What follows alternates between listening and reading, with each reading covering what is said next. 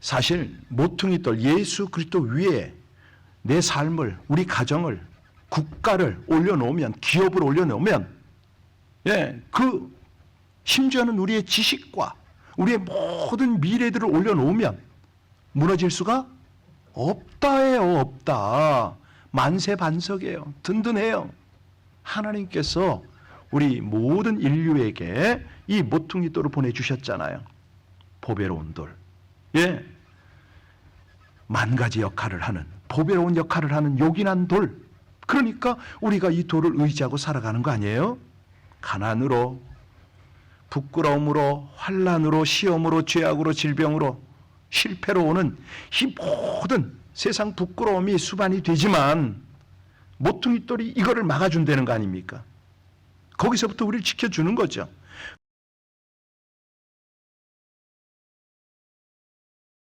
사도행전 4장 1절로 12절입니다. 사도행전 4장 1절로 12절까지 우리 같이 함께 봉독하도록 합니다.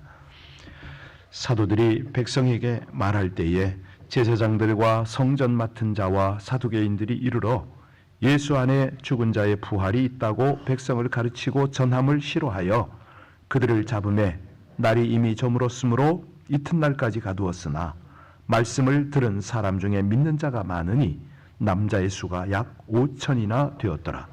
이튿날 관리들과 장로들과 서기관들이 예루살렘에 모였는데 대제사장 안나스와 가야바와 요한과 알렉산더와 및 대제사장의 문중이 다 참여하여 사도들을 가운데 세우고 묻되 너희가 무슨 권세와 누구의 이름으로 이 일을 행하였느냐?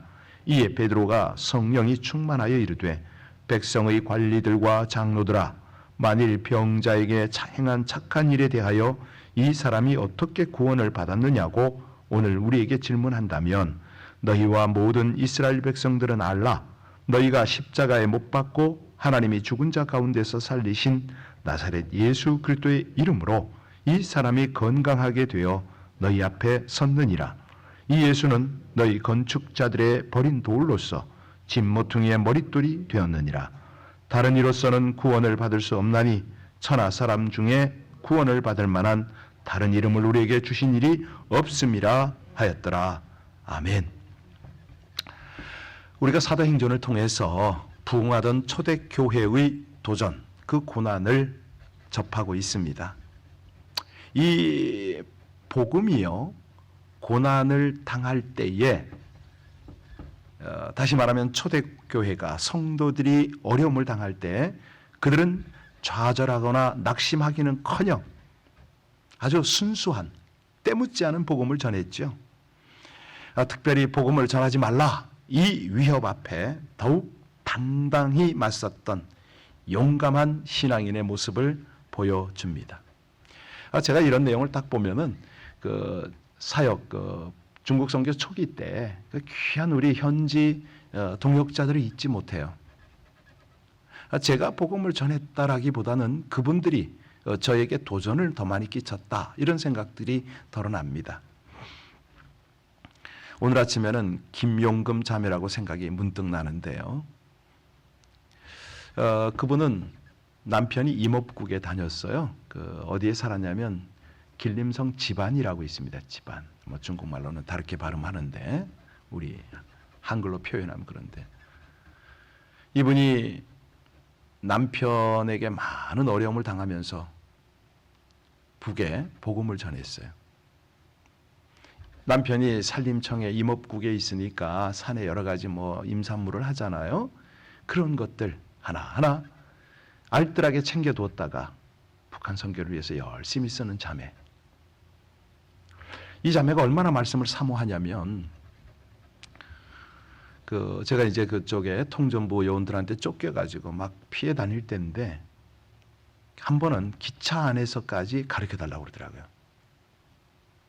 이 말씀을 나누는데 깜깜하게 됐어요. 빨리 내려야 되거든요. 그 집안에서부터 통화까지 나오는 기차가 이게 짧은 거리도 아니고 첩첩산중이에요. 야, 이분이요, 말씀 속에 빠지는데 계속 가자는 거예요. 제가 안 되겠더라고. 그 깜깜한 산 중에 이분을 내려야 되는데 할 수 없이 성경 공부를 그만했어요.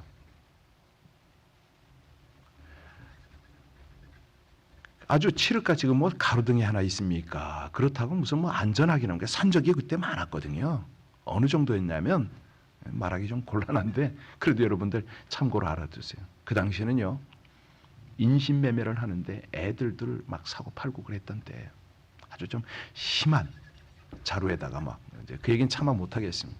그 위험한 때에 이 자매가 산속에서 내려가지고 집으로 돌아가고 그러니까 누구 하나 알아주질 않아요.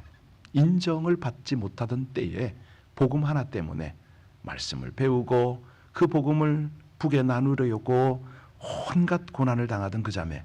그러니까 제가 볼 때는 저를 가르치는 거예요. 제가 가르치는 게 아니라 믿음의 생활은 이렇게 하는 거다. 오늘 본문도 이제 사실 베드로가 그런 베드로와 요한이 그렇게 하고 있잖아요. 예수님의 이름을 증거하는 기회로 삼습니다. 이 3장의 사건을 놓고요. 4장에서 시비가 벌어졌어요. 종교 지도자들이 베드로와 요한을 잡아서 가두어 버립니다. 그리고 묻는 말이 너희가 무슨 권세로 네 이름으로 이 일을 행했느냐? 신문을 합니다. 여러분, 아니 나면서부터 앉은 자를 이렇게 세웠잖아요. 그런데 무슨 이름이 필요합니까? 지체 부자유인을 고쳤다면 당연히 격려를 받고 또 장려를 어떻게 하든지 더 많이 하라고 그래야 될 거 아닙니까? 자, 그러면 우리는 여기서 질문이 있습니다. 이 초대교회의 상징적 기적 사건을 왜 싫어하느냐? 누가 싫어하느냐? 바로 제사장들, 성전 맡은 자들, 사두개인들입니다. 하나님을 섬기는 자들이 앞다투어 나와서 하나님의 일을 반대하고 핍박을 하네요. 아니 로마 당국이 핍박을 했었어요. 핍박을 하고 있죠. 그러면 그건 당연하다고 보자고요. 왜냐하면 뭐 지금도 북한이나 중국 같은 공산국가에서는요 이 기독교가 흥하는 걸 싫어해요.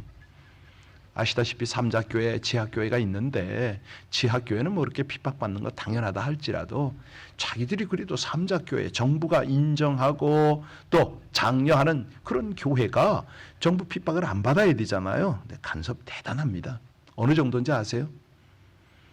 예배 드리기 전에 공산당가를 먼저 불러야 돼요.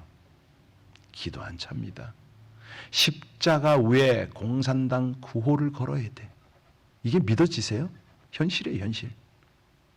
18살 미만은 교회 근접하면 안 돼요. 들락거리면. 이게 왜냐? 이 정부 당국이 기득권을 가지고 국민들을, 나라를 통솔해 나가려니까 당연히 종교는 수단이 되는 거죠. 이거는 이해가 돼. 로마가 그렇게 했다는 거.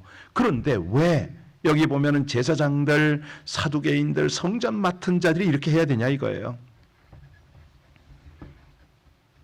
이유는 자신들이 예수를 하나님을 모독했다고 십자가에 못 박아 죽였잖아요. 종교 지도자들이 한 짓이거든요. 그렇다면 결과가 어떻게 되느냐? 예수는 당연히 무덤 속에 있어야 돼요. 시신으로 있어야 돼. 그런데 살아났다고 하니, 부활했다고 하니, 그분의 이름으로 병든 자를 고칠 수 있다고 하니 이게 열받는 거죠. 자존심 상한 거죠. 앞으로 자기네들의 기득권이 어떻게 취급당할지 아무도 모르는 거죠. 자, 이런 배경을 가지고 오늘 1절을 읽어보겠습니다. 같이 1절 다시 읽습니다. 사도들이 백성에게 말할 때에 제사장들과 성전 맡은 자와 사두개인들이 이르러 2절 예수 안에 죽은 자의 부활이 있다고 백성을 가르치고 전함을 싫어한다. 그렇죠. 여기 보면 사두개인들 현실주의자입니다. 부활 없다, 천사 없다, 영생 없다 이렇게 말하는 현실주의자들이거든요. 여기 대제사장 가야바는 안나스, 그 예수님을 신문하고 예수님을 죽이는데 가장 앞장섰던 사람이에요. 그런데 예수가 살아났다 가르치잖아요. 그러니 자기들의 입지가 어떻게 되겠습니까? 온갖 수단으로 사도들의 입을 틀어 막으려고 한 겁니다. 자, 3절 보겠습니다. 같이 읽습니다. 그들을 잡음에 날이 이미 저물었으므로 이튿날까지 가두었다. 그러니까 아니 감옥에 갇히는 환난이 왔네요. 여러분 여기서 궁금하지 않아요? 이렇게 능력이 있는 사람들이 감옥에 갇혔다. 왜 하나님은 막으시지 않으셨을까? 하나님이면 얼마든지 저들을 풀어내실 수가 있을 텐데 이해가 안 되네. 그렇죠. 우리가 어려움을 당할 때 당장은 이해할 수가 없습니다. 그런데 지나고 보면 이런 고난도 협력하여 선을 이루더라. 이 속에는 하나님의 지혜가 있다. 보이지 않는 하나님의 경륜이 그 속에서 면면이 흐르고 있다. 이걸 우리 이제 읽어야 되는 거죠. 아, 이게 무슨 뜻이 있을까? 그러면 말씀이 생각이 나요. 로마서 8장 17절 18절에 보면 그리스도와 함께 한 후사니 우리가 그와 함께 영광을 받기 위하여 고난도 함께 받아야 할 것이고 생각컨대 현재 고난은 장차 다가올 영광과 여러분이 딱 그때 받아줘야 되고 아시는 거니까 좋게 비교할 수 없다. 사실요, 아까도 우리 기도했지만 성실한 하나님의 사람들은요, 누구 인정받으려고 그렇게 하나님 섬기지 않습니다. 그래서 힘들어도 어려워도 내가 비록 감옥에 갇혀도 성실한 거죠. 그러면요, 지나고 나면 참 귀한 간증이 돼요. 네. 그때는 고생스럽고 정말 답답하고 힘들고 그런데 지나고 보면 하나님의 은혜가 이렇게 컸구나. 네. 이걸 혼자만 깨닫고 누릴 수도 있겠지만 나눌 수가 있어요. 지금은 눈물 흘리지만 마지막 날 하나님은 눈물 닦아주시고 기쁨으로 보상해 주시고 면류관으로 보상해 주시는 거죠. 지금은 고난이 쓰려요. 아파요. 그러나 하나님께서 춤추게 하실 날이 있어요. 신음이 되지만 기쁨의 노래가 터져 나올 때가 있는 거죠. 그렇기 때문에 이 핍박이 왔을 때 사도들은 단 한 차례도 하나님을 원망하지 않았습니다. 아니 핍박받는 거 피하지 않았습니다. 싫어하지 않았습니다. 감옥에 들어가면 감옥에서 복음을 전하고 권세자들 앞에서 신문을 당하면 그들에게 복음을 전하고 어떤 형편 어떤 환경이든지 예수 그리스도 복음을 증거했죠. 여러분 이거 되는 거 아세요? 삶에서 그냥 됩니다. 이렇게 살아가다 보면 무슨 일이 벌어진지 아세요? 굳은 일 싫은 일 사람들이 안 하잖아요. 그냥 자기가 합니다. 몇 번 부탁해서 안 하잖아요. 그런 거 원망하지 않습니다. 그 사람 탓하지 않아요. 아, 이거 내가 해야 되는 일인가 보다. 내가 그냥 하게 돼요. 자연스럽게. 이게 사실은 어떤 상황이냐면 마지막 날, 주님 오시는 날, 순교가 필요하다. 목숨까지도 초계와 같이 버릴 수 있는 하나님의 훈련인 거죠. 그게 되는 거예요. 되어지는 거죠. 하나님이 하시는 거죠. 4절 보시겠습니다. 4절 같이 있습니다.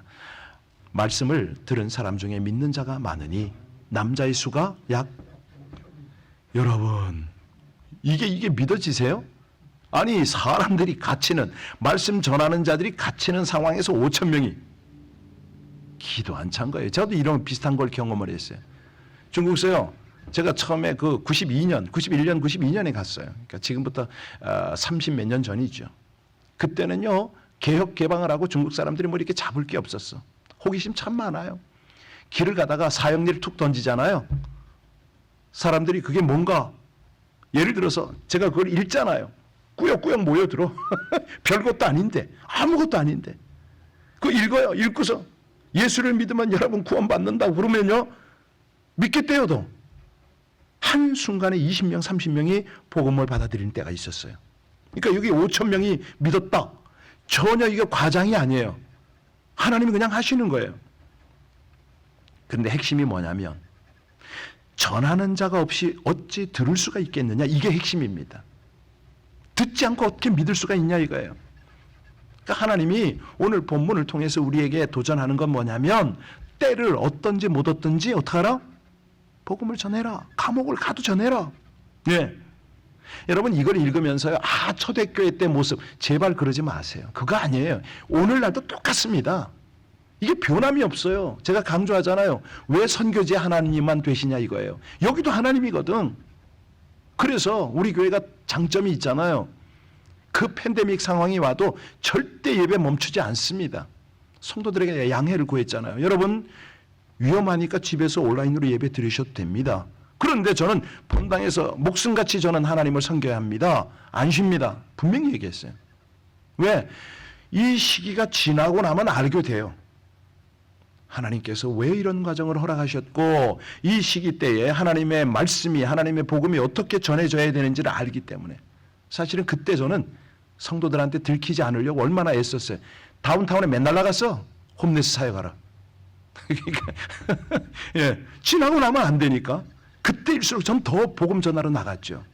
예, 나중에 들켜가지고 못했지만은 예, 왜냐하면 염려하는 사람, 믿음 약한 사람이 있으니까 거기도 인정해 줘야 되거든요. 그건 맞아요.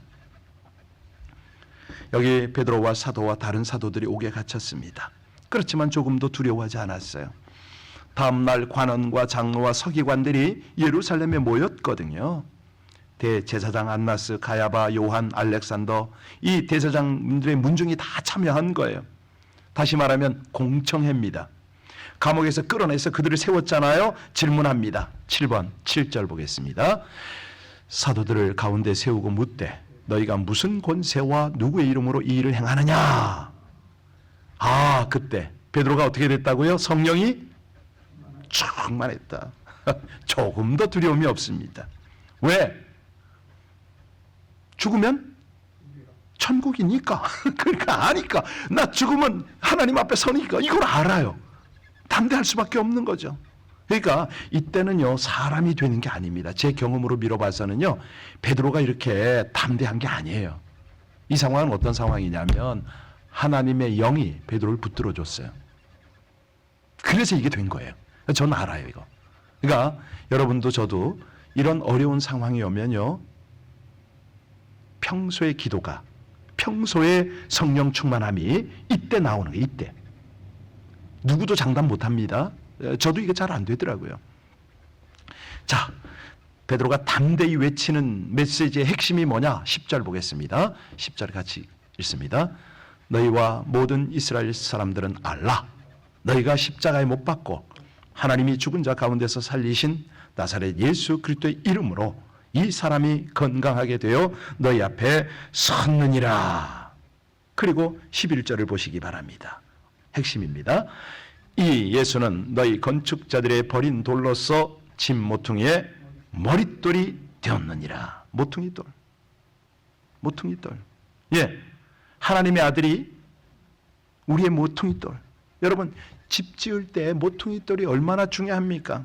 사실 요즘 같은 건축 공법에는 콘크리트로 하니까 철근이 들어가고 해서 이 모퉁이돌이 그게 없어요. 그러나 옛날에는 철근이 없었습니다. 모퉁이돌이 아주 중요해요. 왜 모퉁이돌한 말을 우리 하나님께서 베드로 입에 넣으셨어요? 모퉁이돌은 시작이거든요. 모퉁이돌은 모든 건물과 연결이 됩니다. 이 건물은 특징이 독립된 것이 없어요. 다 연결이에요. 철근도 나무도 시멘트도 돌도 못도 건물 안에 다 들어가는 연결입니다. 그런데 어디서부터 연결이 되느냐? 모퉁이돌부터다. 그러니까 이게 무슨 뜻이냐면 모든 삶, 모든 그 공동체의 기초는 어디에서 시작이 돼야 된다? 내 삶의 기초가 모퉁이돌 그러니까 예수 빠지면 안 됩니다. 예수가 모퉁이돌이에요. 예수로부터 시작이 돼야 된다. 여러분 내 귀중한 삶을 올려놓아야 할 그 돌이 어디라고요? 물질이라고요? 권력이라고요? 인기라고요? 세상의 영광이라고요? 다 예수님이라고 말하면서 왜 이렇게 돈 걱정하세요? 왜 이렇게 노후 걱정을 하세요?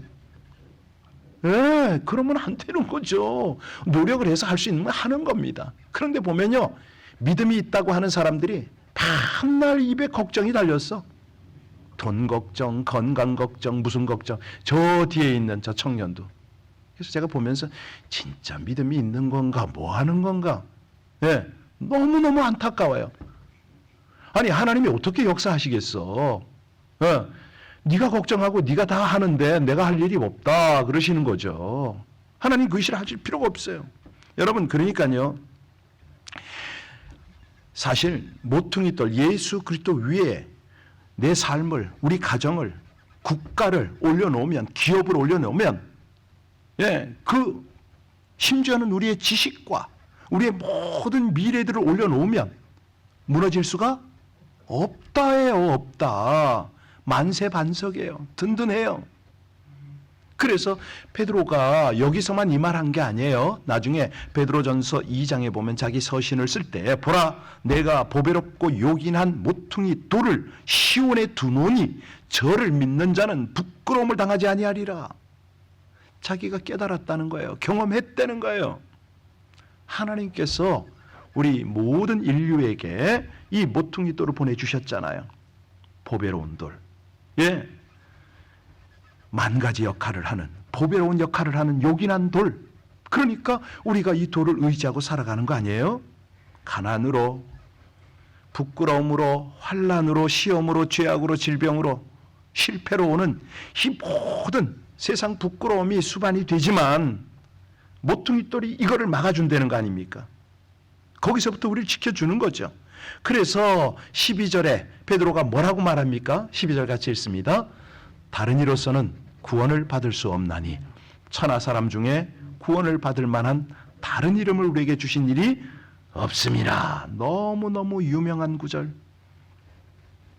그러니까 하나님이 천지를 창조하신 이후부터 마지막 예수님이 이 땅에 재림할 때까지 모든 인간에게 구원 얻을 이름을 준 적이 없다는 거예요. 다른 이름을 준 적이 없다는 거예요.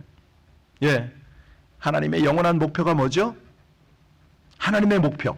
여러분 신앙생활하면서 제발 내 위주로 하면 안 됩니다. 하나님이 바라보시는 하나님의 눈, 하나님의 마음, 하나님의 뜻, 이거를 헤아리려고 애를 써야 돼요. 이게 신앙생활이잖아요. 하나님의 영원한 목표는 뭐냐면 그분 자신을 사람과 하나로 만드는 연합이에요. 연합. 이거예요. 이거. 하늘도 땅도 하나님의 만족한 거처가 될 수가 없어요. 사람과 하나님의 연합. 이게 이제 하나님의 거처인데, 그래서 에베소서에 그런 말씀을 하잖아요. 내가 사도들과 선지자들 터 위에 세움을 입은 자라 그리스도 예수께서 친히 모퉁이 돌이 되셨느니라. 그의 안에서 건물마다 서로 연결되어 주 안에서 성전이 되어가고 너희도 성령 안에서 하나님의 거하실 처소가 되기 위하여 예수 안에서 함께 지어져 가느니라. 이거거든요.